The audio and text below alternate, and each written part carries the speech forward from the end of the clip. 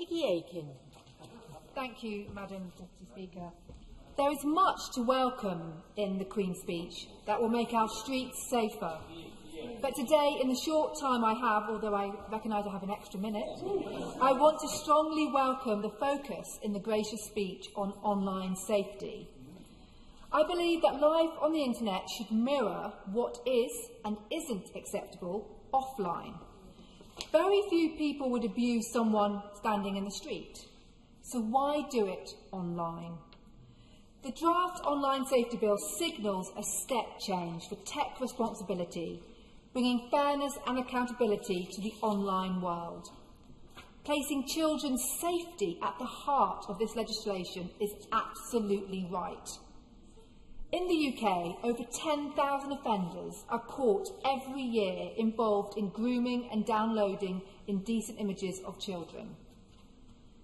That 50 years ago, we put a man on the moon, but in the third decade of the 21st century, we cannot even prevent the uploading of toddlers and babies being abused is beyond me.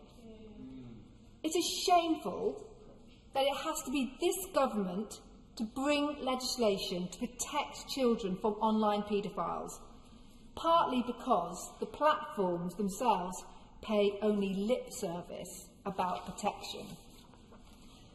Madam Deputy Speaker, if left unchecked, a hostile online environment can spill into concerning real-world actions.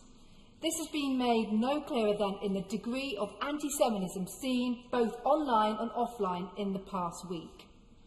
I was appalled by a briefing I received from the London Jewish Forum, which provided evidence of anti-Semitism in both professional settings and on university campuses.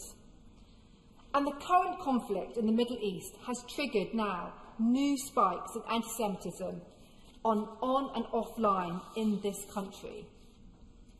As it currently stands in the draft bill, only the largest and most popular platforms will be required to act on content that is harmful to adults.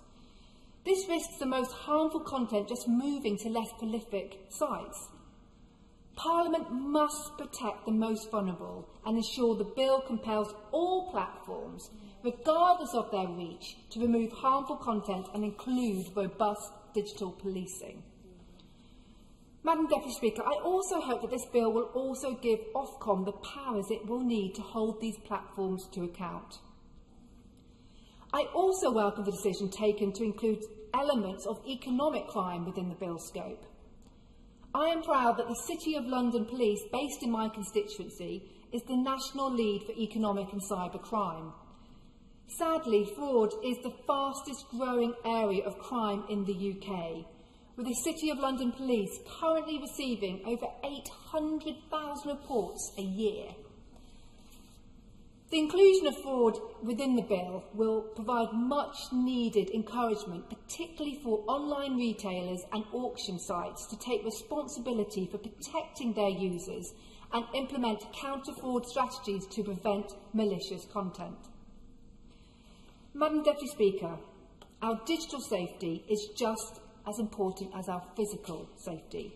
I welcome the bills outlined in this Queen's speech, and I think that they will make us all safer and, equally importantly, feel safer, whether online or walking in the street.